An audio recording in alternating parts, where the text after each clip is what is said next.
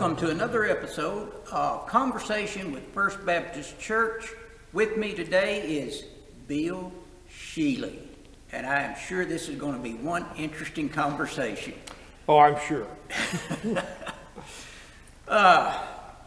So tell me about where you grew up and what life was like for a little boy, or were you ever a little boy? I'm still a little boy. I was born in eastern Kentucky, in Louisa, Kentucky. Left there in 1963 and moved to Campbellsville. So from Campbellsville, I was in the 6th grade, graduated from high school from Campbellsville, went to Campbellsville College for 1 year, and then went to the University of Kentucky. Now, growing up, my father was a physician. I have 4 sisters. If anybody needs to borrow a sister, I have several I can donate on a permanent basis. I was the middle child, and I always got blamed for everything. There was a story at the time that my sister had a brush from the Fuller Brush Company, and she broke it over my head. I got spanked for breaking her brush. So that was the typical life of a middle child. So as a little boy, did you hunt and fish like Daniel Boone, or? No, pretty much I did fish. We would go pond fishing. You know, my grandfather used to take me with a cane pole. He would have the fancy rod and reel, but I was always stuck with the cane pole. And I remember one time fishing, and I was a little bored, and he was over there catching bass, and I was catching 3-inch bluegills. And I pulled my cane pole with a fish on the line, and it flopped underneath a john boat that was pulled up on the shore. So I kicked the john boat back to get my fish back, and it was covered with snakes. So I started watching more closely on where I fished and where I put my hands and feet.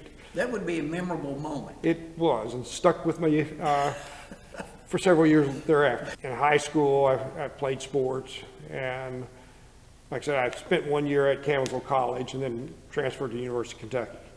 At the University of Kentucky, I crammed 4 years into 5, and then went to pharmacy school, and there I met my wife, and we have been married 44 years as of yesterday.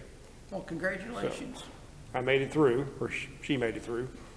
One of you were lucky. Yes. We'll leave that to you to decide. So growing up, what did you want to be? What was that big career? Well, I don't know if I ever decided what I want to do when I grow up. I still haven't decided. At one time, I thought about being a history teacher.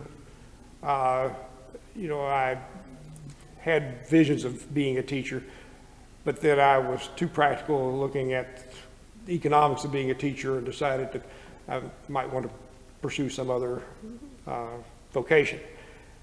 I ended up in pharmacy school, and it's been satisfactory, and I've enjoyed it and still enjoy it. Which leads to probably maybe your next question is how did I end up in Moorhead? Yes. When Kathy and I decided to get married,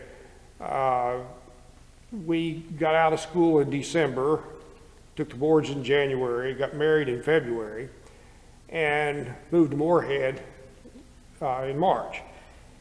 We had both worked for a small chain when we were in school, and they were looking for someone to come to Moorhead to open up a new store.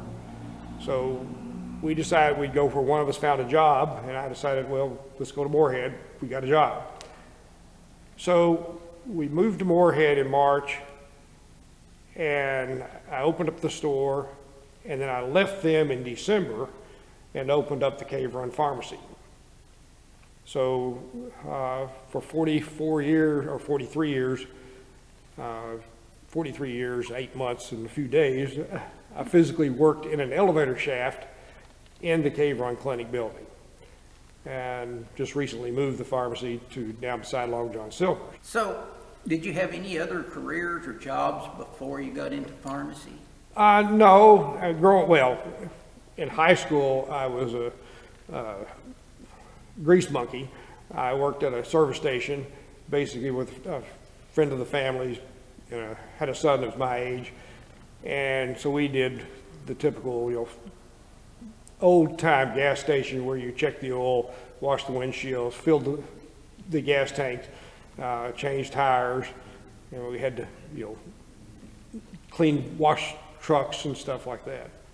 Question is, family meals are an important part of life. Was there a traditional meal at your home? One of the things that was my favorite and had to be carried on after we got married was fried chicken. And fried chicken, mashed potatoes and gravy, green beans,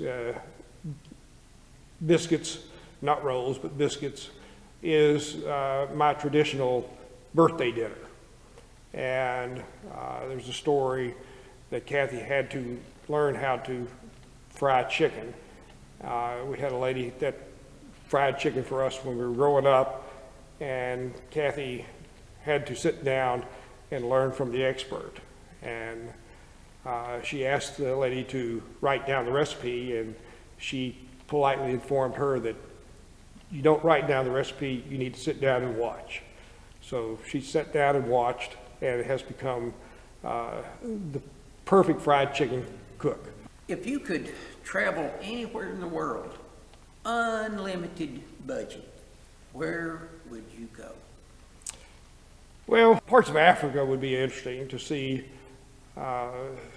different animals that are not in the wild, that you would see in the wild as opposed to in a zoo.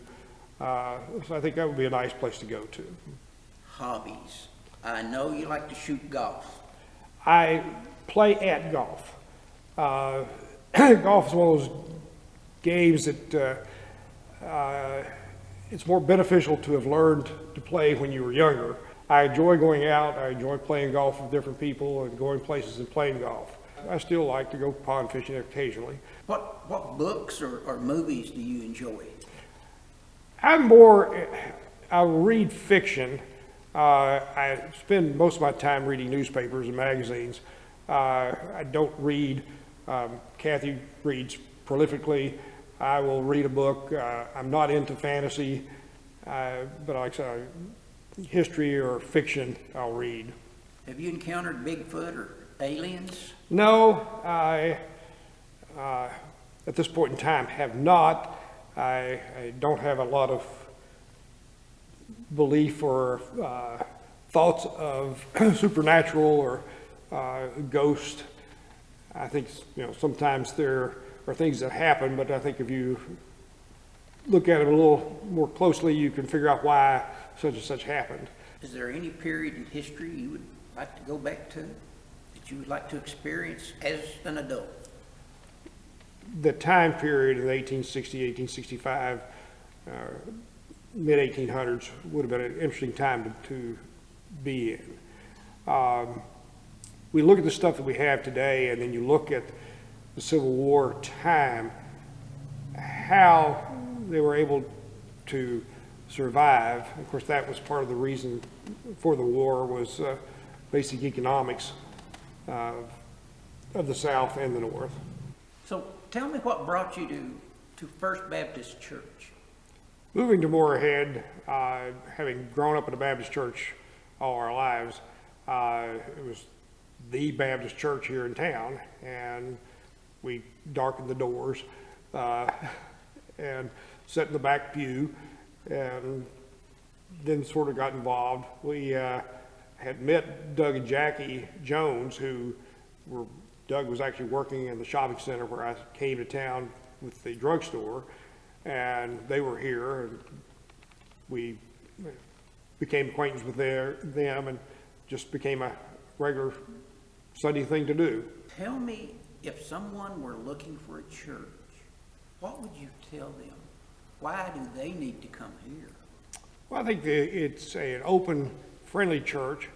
I think that every time you come, you learn something new. I mean, I've been going to church here for 40 plus years now, but every Sunday there's something new, a new way of looking at things, a new way of hearing scripture. I think, we get set into one way of this is the way it's always going to be. I've read it this way, and that's got to be it. But every week that I come, there seems to be a new angle, or gee, I never thought of that. So I think that that's one of the things that's really nice about this church. And it's open to come in. It doesn't make any difference what color, what shape, what style, what you're wearing, how much money you got. The doors are open to everybody here. And I think that there are things that you can get involved with here if you want to. If you don't want to be involved, you can just come, sit, and enjoy. So I think that's the key to this church, is that it's open for everyone. And if you come, you'll learn something, or at least see something in a different view. Well, I have one last question for you. Stranded on a desert island, who in the Bible would you want to be stranded with the exception of Jesus? Everybody wants to pick Jesus. Well, there's a multitude of answers to that. But I think I would probably like to be on a desert island and sit down and talk to Doubting Thomas. I think that all of us, no matter how great our faith is, no matter how religious we feel we are, I think we're all have a little bit of Doubting Thomas in us. And I'd like to sit down with Thomas and ask him, did you actually feel the nail holes in Jesus' hand? Did you stick your hand in the side of Jesus and accept this on faith? And I think that, to me, there's enough of a Doubting Thomas in me that I would like to sit down and just say, Thomas, let's talk about your experience. You weren't there when everybody else was seeing Jesus, and you said, nah, So I'd like to just sit down with Thomas and have a heart-to-heart with him and see, what did you feel and see when you sit down with Jesus? This has been another episode of Conversation with First Baptist Church. I'm Larry Dixon, and with me today has been Bill Sheely. Bill, it has been a pleasure. Thank you, Larry.